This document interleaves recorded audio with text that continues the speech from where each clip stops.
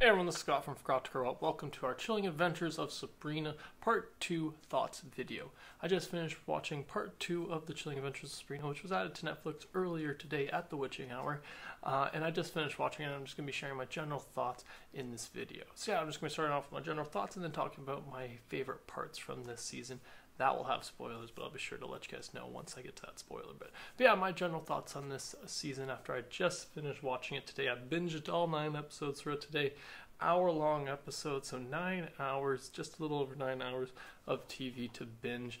And I really liked it. I liked this season just even a little bit more than the first season, mainly because we get a lot more magic. We get a lot more witchcraft. We get a lot more of the sorcery stuff that I really enjoyed about the first season. We get a little bit less, pull a little bit back. She spends less time hanging out at high school and a little bit more dealing with the problems that come with being a teenage witch, and less with the teenage part and more with the witch part. And that's what I really enjoyed about this second season, was at least that we got a lot more of her focusing and dealing with different magic and demonic related problems. So that's what I really enjoyed about this season.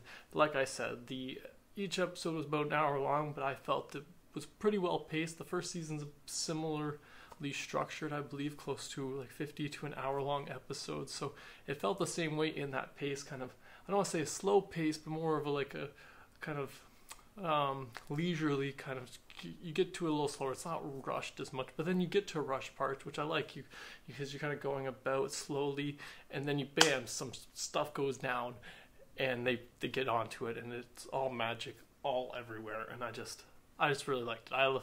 I'm a sucker for the magic and the demonic side of this stuff, so as soon as they started throwing more of that stuff at me, pretty much every episode, I was just like, yes, give me more. Wait, are there angels in this season? What? And I was like, yeah. So I really enjoyed all this season for that stuff. We got such a heavy dose of the magic in this season. It's just not that the first season didn't have magic and stuff, but I felt this season a lot more of the problems were central around magic related things, whereas in the first season she had a few times where she was just dealing with keeping the secret from her friends, which I find is always a little bit of a boring kind of problem for any either superhero or in this case teenage witch to deal with.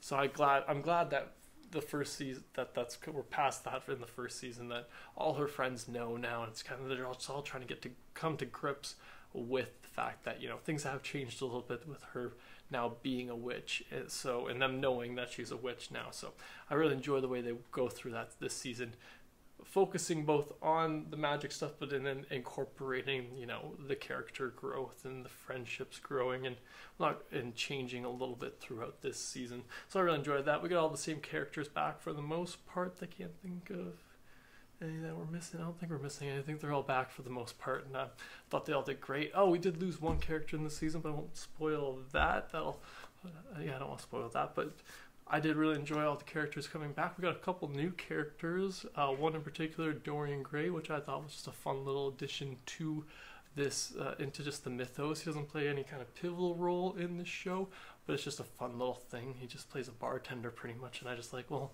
why not throw in a historical reference or something, an historical character in there? So I really enjoyed that addition of that character.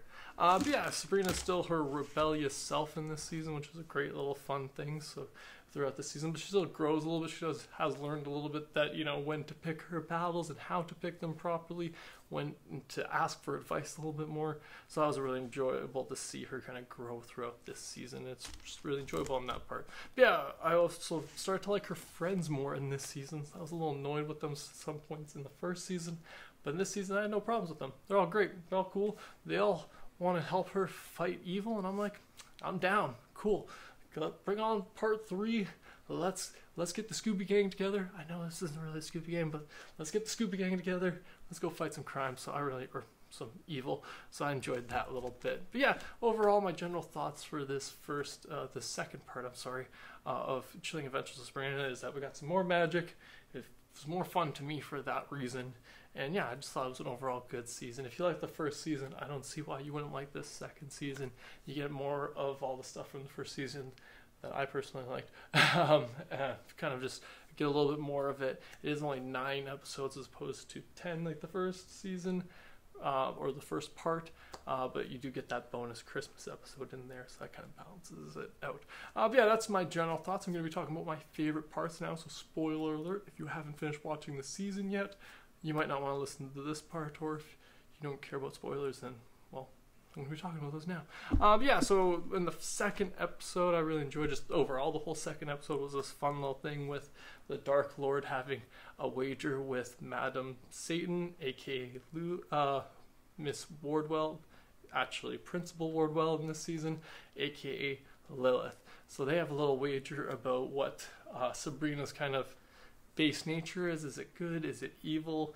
And so throughout the episode, Lucifer, the Dark Lord, torments Sabrina a little bit, giving her these different little tasks, first with just stealing a pack of gum, and then escalating from there as she attempts to resist him and eventually almost gives in, or makes him believe that she's willing to give in.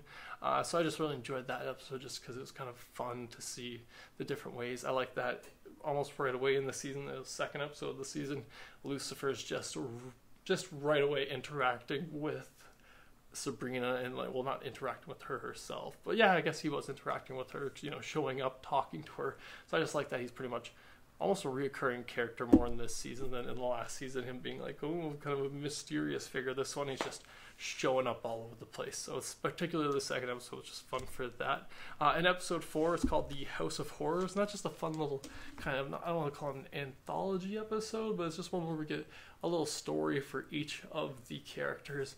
They each getting their tarot card reading, so we see a little glimpse of a potential future for each of them.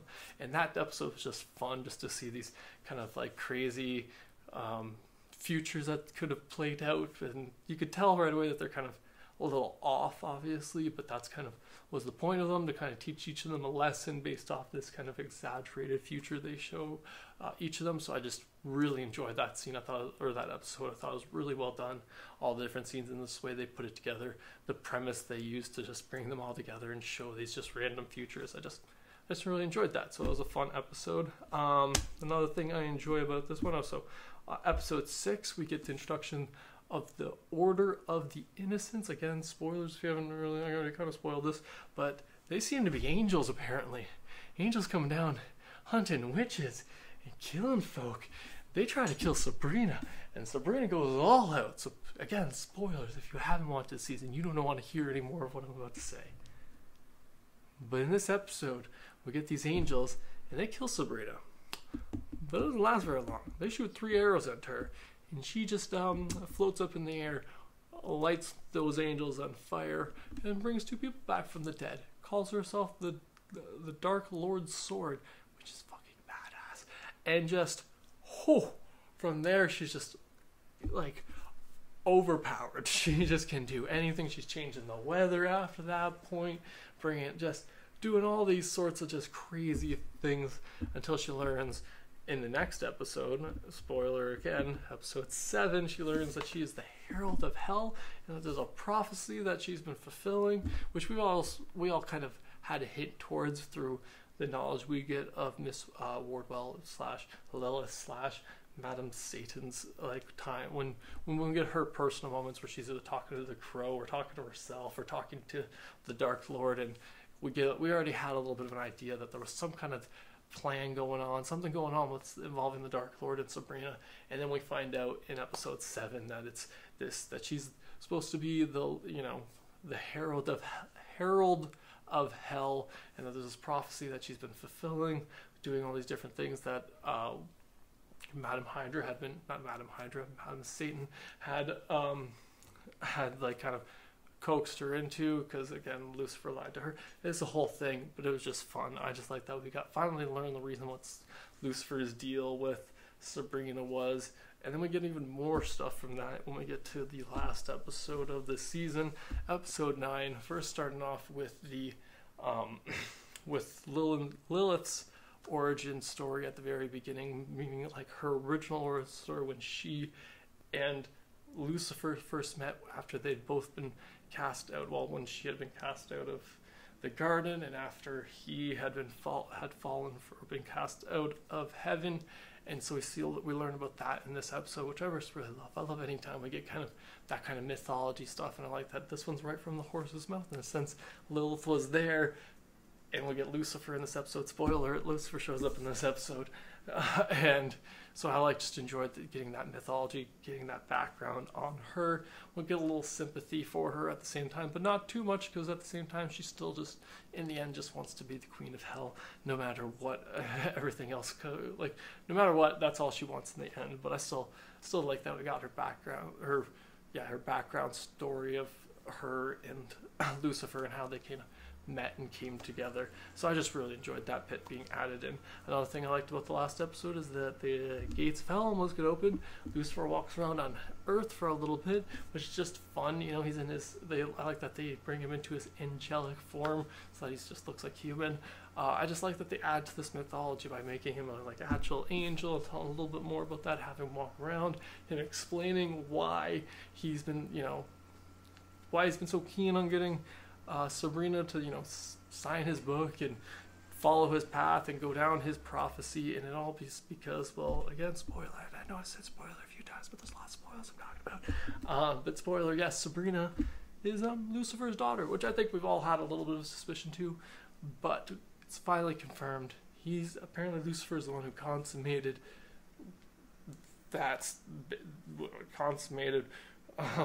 Sabrina's consummation, I guess.